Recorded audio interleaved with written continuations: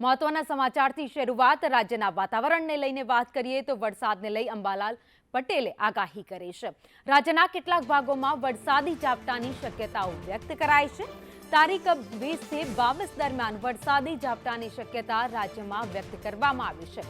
મધ્ય ગુજરાત, દક્ષિણ ગુજરાત, સૌરાષ્ટ્રમાં વરસાદી ઝાપટાની સંભાવના છે તો તારીખ 24 થી 27માં ભારેથી અતિભારે વરસાદ કેટલાક વિસ્તારોમાં પડી શકે છે। રાજ્યના કેટલાક ભાગોમાં ભારેથી અતિભારે વરસાદની આગાહી કરાઈ છે તો નદી નાળા છલકાય તેવો પણ વરસાદ આ વખતે પડી શકે છે। તારીખ 28 થી 31 ઓગસ્ટ દરમિયાન વરસાદી ઝાપટા રાજ્યમાં રહેશે।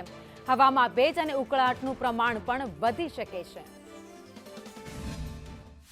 આજે તારીખ 20મી ઓગસ્ટથી હવામાનમાં પલટો આવશે અને લગભગ દક્ષિણ ગુજરાતના ભાગો, સૌરાષ્ટ્રના કેટલાક ભાગો અને મધ્ય ગુજરાતના કેટલાક ભાગો, વડોદરા વગેરે ભાગોમાં ક્યાંક ઝાપટા પડવાની શક્યતા રહેશે।